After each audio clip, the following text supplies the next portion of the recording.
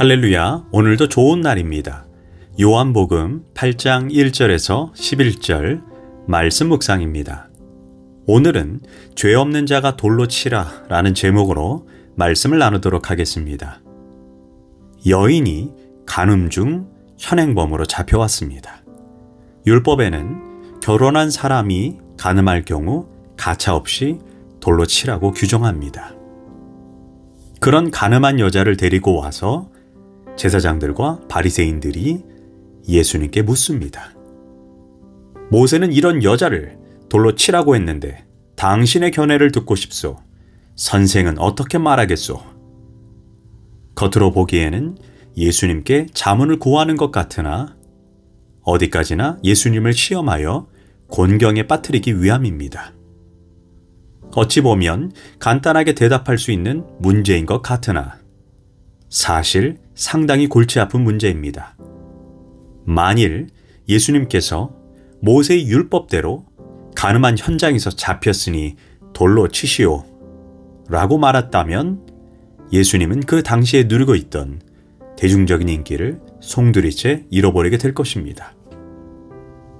그 당시 예수님의 별명이 죄인들의 친구였습니다. 이는 나쁜 별칭이 아니라 사실상 긍휼과 자비가 풍성한 분이라는 의미입니다. 그 당시 예수님은 고아와 과부, 세리들, 창녀들조차 불쌍히 여기고 돌보시는 분이라고 소문이 퍼져 있었습니다. 그래서 많은 사람이 예수님을 따르고 존경했습니다. 예수님은 병든 자를 고쳐주시고 배고픈 자를 먹여주며 막달라 마리아 같은 여자를 불쌍히 여기시고 세리와 함께 음식을 나누시는 넓은 가슴을 가진 분이었습니다. 그런데 만약 예수님께서 모세 율법대로 돌로 치라 라고 답했다면 지금까지 자기가 말하고 행동했던 모든 것은 한 입으로 두말한 위선자가 되는 것입니다. 그러나 반대로 예수님께서 돌을 던지지 마시오, 여자가 너무 불쌍하지 않소 라고 말했다면 바리새인들은 눈에 쌍불을 켜고 예수님께 달려들었을 것입니다. 당신은 율법을 지킨다고 하면서 왜 하나님의 법인 율법을 어기느냐? 율법에는 분명히 이런 여자는 돌로 치라고 했는데 당신은 무슨 권한으로 율법을 어기느냐? 그들은 당장 법대로 예수님을 끌고 가서 자기 마음대로 처리할 수도 있습니다. 결국 이 문제는 이래도 걸리고 저래도 걸리는 함정이었습니다. 그러나 예수님은 정말 지혜롭게 대처했습니다. 6절입니다. 예수께서 몸을 굽히사 손가락으로 땅에 쓰시니, 일단 땅에다가 무슨 글을 쓰셨는지는 우리가 알 수 없지만 글을 쓰심으로 시간을 벌었다는 것입니다. 사람이 감정이 격할 때 10가지만이라도 헤아리면 다소 진정이 됩니다. 아무리 억울한 말을 듣더라도 말 대답을 하기 직전에 침이라도 한번 삼키고 대답하면 조금은 여유를 가지게 됩니다. 흔히 사람들이 실수하고 속에 없는 말을 내뱉는 경우는 자신이 억울한 것에만 집착하여 상대방의 말을 듣기도 전에 흥분한 채 가로채버리기 때문입니다. 이로 인해 문제는 더욱 복잡해지게 되는 것입니다. 잠언에서도 남의 말을 듣기 전에 대답하는 사람은 어리석은 사람이다 라고 경고합니다. 남이 하는 이야기를 다 듣고 10가지는 세지 못하더라도 일단 숨을 크게 쉰 후에 말한다면 더 이성적으로 의사를 전달하게 됩니다. 우리 믿는 성도들은 먼저 기도하고 말하면 즉흥적으로 대답하다가 저지르는 실수를 사전에 예방할 수가 있습니다.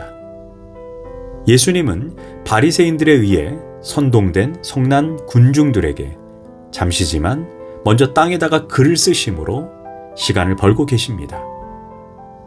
모세가 젊은 시절 애굽 사람을 때려 죽이는 실수도 1분만 더 생각했다면 사정이 달라졌을 것입니다. 생각해보면 그를 죽인다고 독립이 되는 것도 아닌데 결국 살인을 하고 자신의 모든 지위를 한꺼번에 잃어버렸습니다. 뿐만 아니라 모세는 산에서 예수님께서 직접 써주신 십계명 돌비석을 가지고 내려오는데 백성들이 우상을 섬기는 것을 목격하자 화가 머리끝까지 나서 하나님이 주신 돌비석을 던져버렸습니다. 사실 그 순간에 하나님이 주신 비석을 내려놓고 다른 돌을 던지는 여유가 있었으면 하는 아쉬움이 있습니다. 화가 불같이 일 때는 낙서라도 해서 시간을 벌고 보면 흥분했던 내가 얼마나 부끄럽고 창피했는지 깨닫게 됩니다. 또 한 가지 예수님이 글을 쓰신 이유를 살펴본다면 전통적으로 신학자들은 이렇게 해석을 합니다.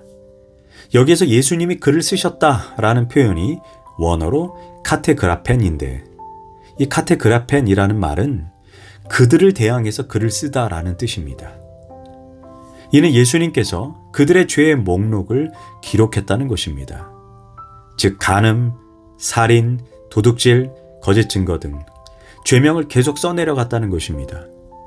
그 글을 본 군중들은 그 순간 나도 이 여자처럼 간음하지 않았어도 마음으로 간음을 하고 거짓말을 했고 남을 속이고 마음으로 살인을 했다. 그러므로 나도 그 여인과 똑같은 죄는 아니지만 다른 의미에서 나도 죄인이다. 그 순간 예수님께서 너희 중에 죄 없는 자가 먼저 돌로 치라 라고 말씀하신 것입니다.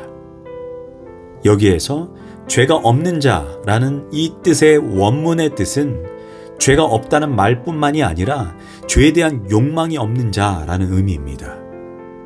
다시 말해 행동한 죄뿐 아니라 마음으로 짓는 죄까지 포함하고 있는 것입니다. 이 여자는 행동으로 간음했지만 너희들의 마음 속에는 간음하는 마음이 없느냐고 물으신 것입니다. 이들은 그 순간 양심의 가책을 느껴 뒷걸음질하여 한 사람씩, 두 사람씩 사라진 것입니다. 우리는 흔히 남을 비난하고 정죄할 때 내가 그것과 똑같은 죄의 행동이 없다는 사실로 인해 우쭐하며 상대방을 정죄합니다. 그러나 우리 마음의 동기를 살핀다면 나도 똑같은 죄인임을 깨닫게 됩니다. 또한 예수님께서 죄가 없는 자가 먼저 돌로 쳐라 라는 의미는 자신을 먼저 살피라는 것입니다. 돌을 던지기 전에 내 죄를 먼저 보라는 것입니다. 내 앞에 가던 차가 고장난 것을 보면 내 차를 점검하는 것이 당연한 것처럼 다른 사람이 죄 짓는 것을 보았다면 나는 과연 어떠한가 하고 자신을 살펴보라는 것입니다. 대개 남의 허물을 많이 말하고 험담하는 사람은 자기 반성에 게으른 사람입니다. 자기 반성을 많이 하고 나면 사실 다른 누군가를 함부로 판단하지 않습니다. 마태복음 7장에서 내 눈 속에 있는 들보는 깨닫지 못하고 어찌하여 형제에게 말하기를 내 눈 속에 있는 티를 빼게 하려 하겠느냐. 오죽하면 내로남불이라는 말이 만들어졌겠습니까? 내가 하면 로맨스고 남이 하면 불륜이라는 말입니다.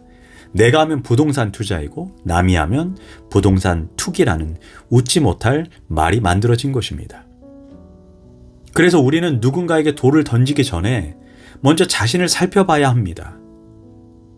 결국 예수님의 말씀에 양심의 가책을 느껴 어른에서 젊은이까지 다 빠져나가고 오직 예수님과 가늠한 여인만 남게 되었습니다.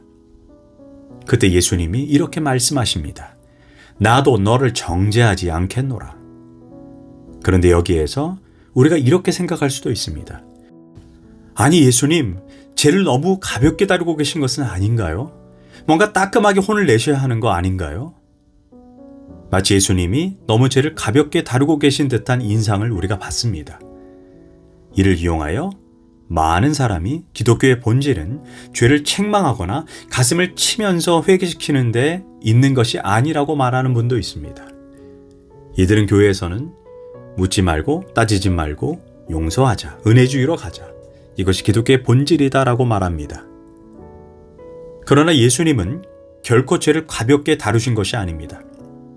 그랬다면 처음에 너희 중에 죄 없는 자가 먼저 돌로 치라고 말씀하시지 않았을 것입니다. 이 말씀은 실제로 죄에 대해서 돌로 치라는 의미가 내포된 것입니다. 더 나아가 예수님께서 나도 너를 정죄하지 아니하노라 라고 말씀하셨지만 그 다음 메시지가 가서 다시는 죄를 범하지 말라라고 당부하셨습니다. 죄를 용서받고 정죄받지 않는 것이 기독교의 목표가 아닙니다. 그 다음 구절에서 다시는 똑같은 죄를 범하지 말라라고 거룩한 삶을 살아내라는 것입니다. 예수님이 십자가에서 우리의 죄를 용서하신 것이 목적이 아니라 우리에게 의의 옷, 곧 칭의를 입혀주시고 이제는 하나님 백성다운 삶을 살아내라는 것입니다. 이것이 목적이고 이것이 중요한 것입니다. 기도하겠습니다. 하나님, 우리를 정죄하지 않겠다고 말씀하시는 주님, 그러나 우리에게 다시는 똑같은 죄를 범하지 말고 거룩한 삶을 살아내라고 말씀하시는 주님, 우리가 주님의 은혜가 값싼 은혜가 되지 않도록 의의 옷을 입은 자답게 거룩한 삶을 살게 하소서. 예수님의 이름으로 기도합니다. 아멘.